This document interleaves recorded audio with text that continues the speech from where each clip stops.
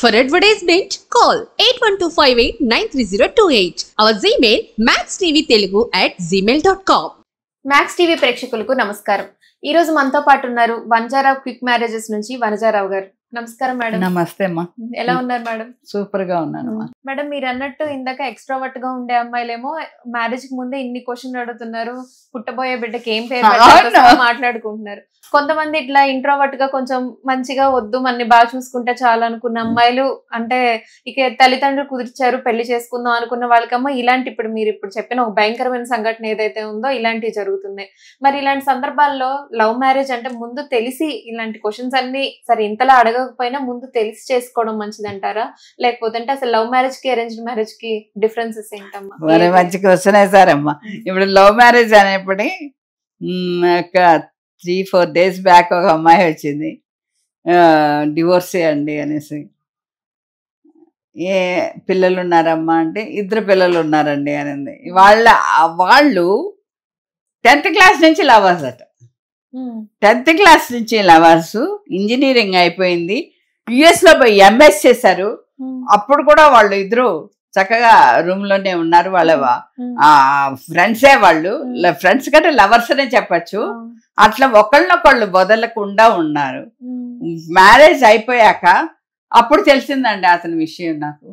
10th class నుంచి అంత కలిసి మెలిసి ఉండి ఒకళ్ళొకళ్ళు తినుకుంటూ 2 పిల్లల్ని అయితే నేను నిజంగా కావాలని కన్నానండి. నా బిడ్డలన్నా పుట్టాక మారుతారు, నా బిడ్డలైనా వాడికి బుద్ధి చెప్తారు అనేసి.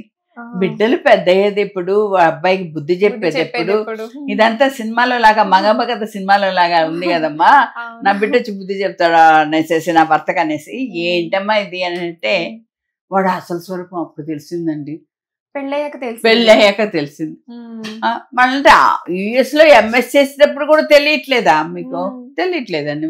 పెళ్ళయ్యాక అంటే ఒక రిలేషన్, ఒక బంధం ఉంది, సో కట్టుబడి ఉంటాడు అనే ఉద్దేశంతో ఏమైనా చేసుకుని ఉందేమో, ఇష్టమయ్యే చేసుకుందేమో. ఒకవేళ చాలా ఇష్టం అంట.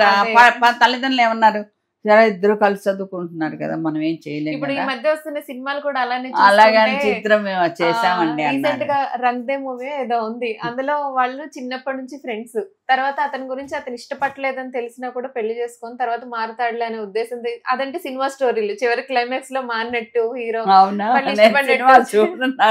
అంటే మీరు చెప్పిన స్టోరీ నాకు అలానే అనిపిస్తుంది. చిన్నప్పటి నుంచి చదువుకొని వాళ్ళు కూడా అంతే ఫారెన్ వెళ్తారు, అలానే ఆ అమ్మాయి ఇష్టపడి పెళ్లి చేసుకుంటుంది. తర్వాత క్లైమాక్స్ లో సినిమా కాబట్టి క్లైమాక్స్ లో మారినట్టు చూపిస్తారు. ఇప్పుడు మీరు చెప్పిన స్టోరీ ఇది నిజం కదా, నిజ జీవితం కదా. అయ్యో వాళ్ళ మదర్ అంటుంది, మా క్యాస్ట్ కాకపోయినా కూడా కలిసిమెలిసి చదువుకున్నారు కదా అనేసి.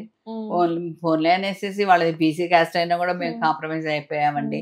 ఒకగానొక కూతురండి చేసామని. అయితే పెళ్ళయ్యాక ఒక భార్య పెళ్లి అనే బంధం తోటి మారుతాడు అనుకొని పెళ్లి చేసుకొని ఉండొచ్చు, మారకపోయేసరికి లేదు అబ్బాయి చాలా మంచి అబ్బాయి అట. అమ్మాయి అసలు రోజు నువ్వు తిన్నావా, నువ్వు భోంచేసావా, ఏం చేస్తున్నావు అనేసి రోజు ఫోన్ చేసేవాడట.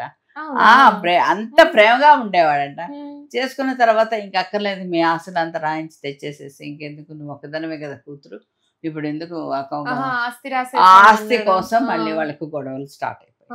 ఇప్పుడు వాళ్లకు ఆస్తులు కాస్త అంత చదివిచ్చారంటే వాళ్ళకు ఉన్నట్టే కదా. కానీ ఆశ ఏదో చెప్పలేని ఆశ. నువ్వు ఒక్కదానివే కూతురు కదా, ఒకవేళ మీ అమ్మ పుచ్చుకొని ఏదో చచ్చిపోయింది అనుకోండి, మళ్ళీ మీ నాన్న పెళ్లి చేసుకొని పిల్లల కంటే మళ్ళీ ఆస్తి వాళ్ళకి వెళ్ళిపోతుంది కదా. అంటే ఇది ఆ మదర్ నేర్పించిన మాట, ఎవరు నేర్పించిన మాట? అలా నేర్పిస్తారని నేర్చుకునేస్తారా? ఇంత పెద్ద చదువులు చదువుకొని కూడా అని 2 కలిసి ఉండి, 2 అమెరికాలో ఉండి, 2 వచ్చి ఇక్కడ పెళ్లి చేసుకొని 2 ఇట్లా అయిపోయారమ్మా. అమ్మ నా కూతురు ఉండమ్మా, కొంచెం మంచోడే కదా, ఓపి పట్టు చూద్దాం అనేసి 2 బిడ్డల్ని కనింది. 2 పాపల్ని కన్నా కూడా వాడు ఇట్లాగే వాడు చేస్తున్నాడు. ఆస్తుల విషయంలో గొడవలు స్టార్ట్ అయిపోయాయి. బిడ్డల్ని చూసుకోడు, పట్టించుకోడు. అసలు వాళ్ళకి ఏదైనా డ్రెస్ కొన్నా కూడా ఇంత డ్రెస్ పెట్టి ఎందుకు కొన్నా, వీళ్ళకి ఇంత అవసరమా, వీళ్ళకి పెరిగే పిల్లకి మళ్ళీ వేరే వేస్ట్ అయిపోతాయి కదా అని తిడుతున్నాడంట నోటుకొచ్చిన. అందువల్ల వద్దు, ఇంకా నా బిడ్డలను కూడా సరిగా చూసుకోవట్లేదని నాకు అర్థమైపోయింది. మేడం, ఒక పర్సన్స్ అంటే అరేంజ్డ్ మ్యారేజెస్ లో కొన్ని ఇలాంటి కారణాలు మనం చూస్తున్నాం.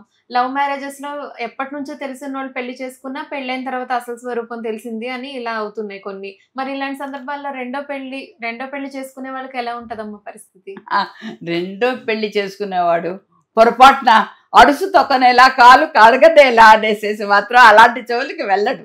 ఎందుకంటే వాడి జీవితంలో ఇవన్నీ బిటర్ ఎక్స్పీరియన్సెస్ ఫేస్ చేసి ఇంకా వీటికన్నా కొంచెం ఉన్న లైఫ్ని హ్యాపీగా ఎంజాయ్ చేసుకుందాం, ఇంకేదైనా గొడవలు వచ్చినా కూడా అక్కడికక్కడ తుడిపేసేసుకుని ఏదో ఒకటి సర్దుబాటు చేసుకుని ఉంటాం. అంతేగాని చిలికి మనం గాలివాన్ చేద్దాం. మొదటి పెళ్లిలో ఏ తప్పులు వచ్చినాయో అలాంటివి రాకుండా సరిదిద్దుకుందాం అనేసి రెండో పెళ్లి చేసుకున్న వాళ్ళంతా హ్యాపీగా ఉన్నారు. రెండో పెళ్లి వాళ్ళు హ్యాపీగా ఉన్నారు. రెండో పెళ్లి కానివ్వండి, మూడో పెళ్లి కానివ్వండి, ఏదో కానివ్వండి, అడిగి ఉన్నారు. అటు కానివ్వండి, ఇటు కానివ్వండి. ఎందుకంటే వాళ్ళు ఒంటరి జీవితంతో పోరాడినోళ్ళు.